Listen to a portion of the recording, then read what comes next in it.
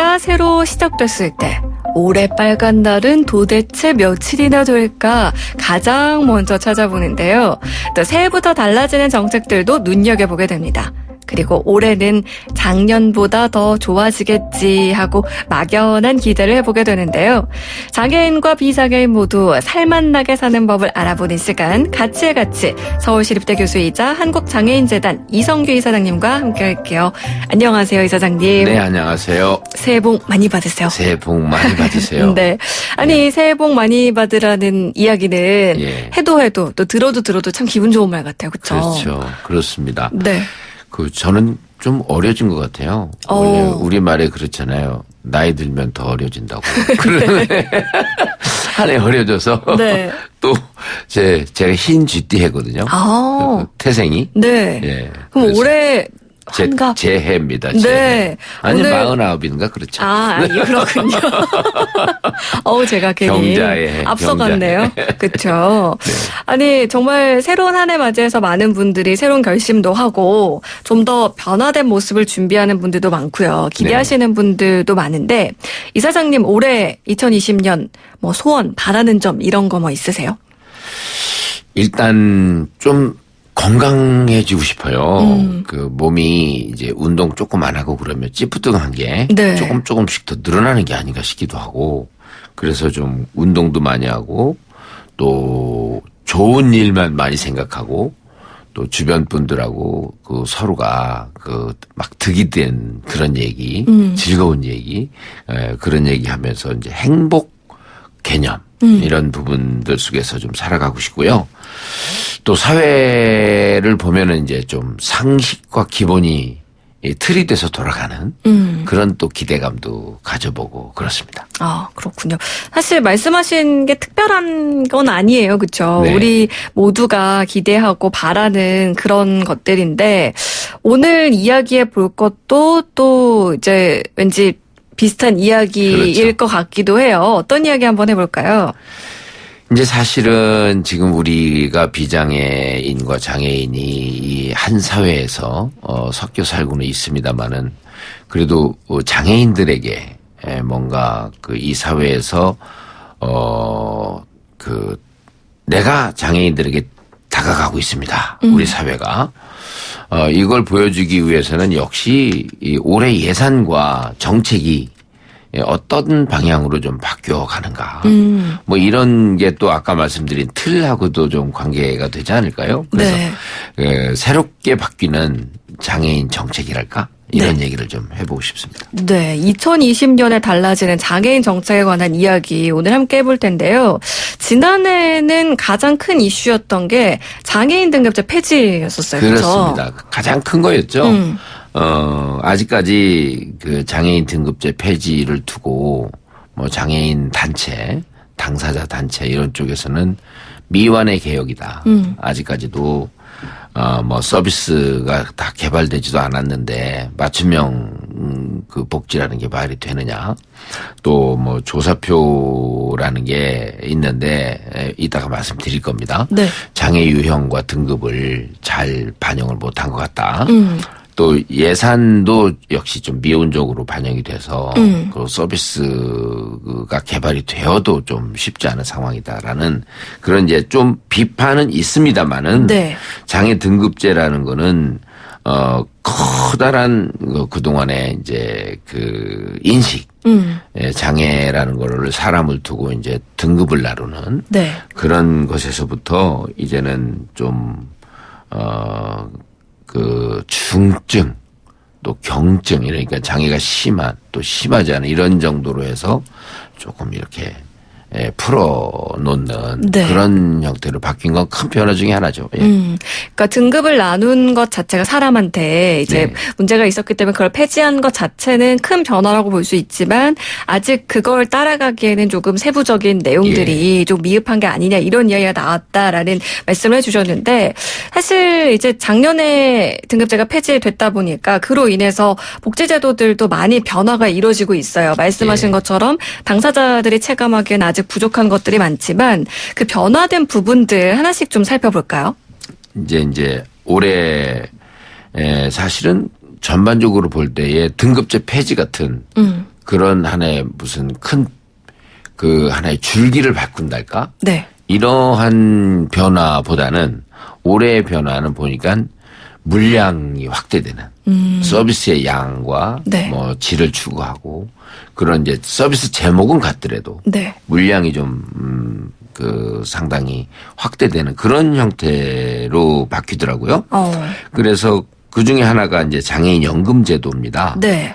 장애인 연금이라는 거는 이제 그 등록이 된 장애인 중에서 근로 능력이 상실이 되거나 또는 현저하게 감소되고 또 장애 정도가 중증인 분들에게 연금을 지급해서 생활 안정에 도움이 될 수 있도록 그렇게 하는 게 이제 장애인 연금인데요. 네. 이 연금이 이제 차상위까지도 지급이 됩니다. 그래서 기초급여가 원래는 25만 원이었는데 이제 올해 30만 원까지 인상하는 그런 계획을 갖고 있는 게 이제 첫 번째 말씀드리고 싶습니다. 네, 인상안이 지금 논의되고 있는데 네. 어쨌든 5만 원이긴 하지만 조금이라도 인상이 되면 또 형편에 도움이 되지 않을까라는 생각이 드는데요. 예. 앞서서 이제 양적인 면에서 조금 확대가 되고 있다 이렇게 얘기해 주셨는데 또 변경되는 부분들 하나 더 볼까요? 그게 이제 이동 지원을 위해서 뭔가 그 장애인들의 주차 표지 또 특별 교통수단 이런 부분들에 대해서 뭔가 이제 확대를 하는데요. 네. 교통약자 이동 편의 증진법이라는 게 있는데 이런 쪽에서도 보면은 뭐 휠체어 리프트 등의 승강기 설비라든가 또 휠체어로 고정해야 되잖아요. 네. 그럼 고정 설비라든가 이런 부분들 또 저상버스 확대된다든가 이런 얘기들이 이제 조금 더 이 예산을 배정을 해서 좀 확대돼야 된다. 네. 그런 지금 구상 중에 있습니다. 네. 그리고 장애인 콜택시도 늘리고 또 차량의 종류도 그 밴뿐만 아니라 좀 다양하게 만들고 수를 확대해 나가겠다라는 것도 아까 말씀드렸던 그 장애연금과 비슷하게 지금 논의 중인 거고요. 네. 확실한 세책은 나오지 않았지만 그래도 이 부분들은 시행이 될 거라는 생각이 듭니다. 그리고 이 장애인 등급이 그동안에는 1, 2급 정도가 뭔가 서비스를 받던 이동 지원 서비스도 이제는 정말로 근무 여건이라든가 근무를 하는 직업이 이동을 많이 한다거나 네. 또는 그 조사표에 의해서 그 1, 2급의 중증 장애인이 아니더라도 뭔가 그런 이동 편의를 좀 더 받을 수 있는 그런 쪽으로 확대된다고 합니다. 그렇군요.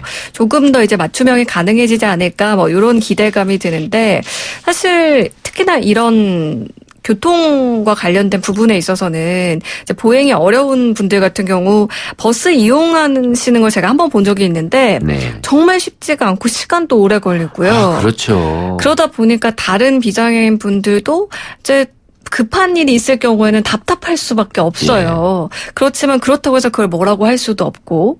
특별한 시선을 보내시죠. 네. 비장애 승객들은. 근데 또 그 당사자 입장에서는 얼마나 본인이 그렇게 지체하고 싶어서 지체하는 것도 아닌데 그러면. 얼마나 또 답답하시겠어요. 같은 마음일 것 같은데 하루빨리 장애인들도 가고 싶은 모든 거 편안하게 이동할 수 있도록 이런 눈치 안 보고 그런 상황이 됐으면 좋겠다라고 또 바라봅니다.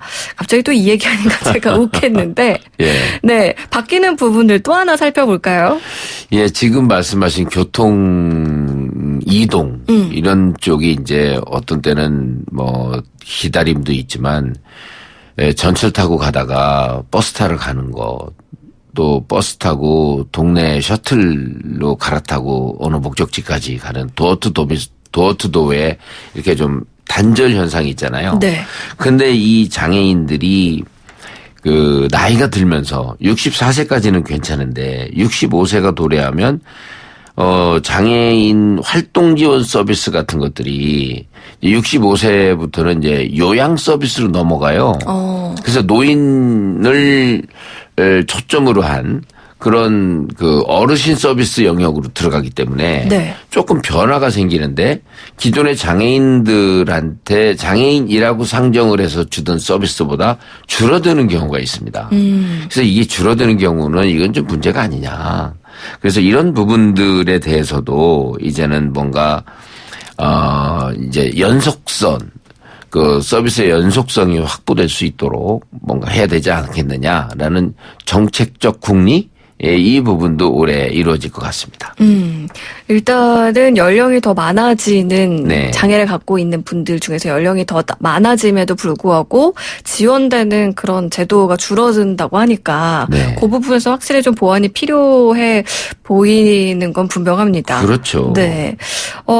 지금 뭐 장애인 등급제로 인해서 변한 정책들, 장애인 연금 인상, 그리고 뭐 이동 지원, 장기 요양 전환에 대한 연구까지 좀 많은 부분들이 어떻게 보면은 방향성이랄까요? 요걸 네. 지금 이사장님이 이야기를 해 주셨는데 아직까지 말씀하신 것처럼 확정된 건 아니고 논의 중. 그렇습니다. 올해 이제 연초기 네. 때문에 네. 1월이잖아요. 네. 그래서 각종 그 절차들을 이제 밟아 나갈 텐데 이 부분은 이제 보건복지부와 또 올해 새로운 구상을 담은 정부의 안을 중심으로 해서 오늘 말씀을 드렸습니다. 네. 네. 좋습니다.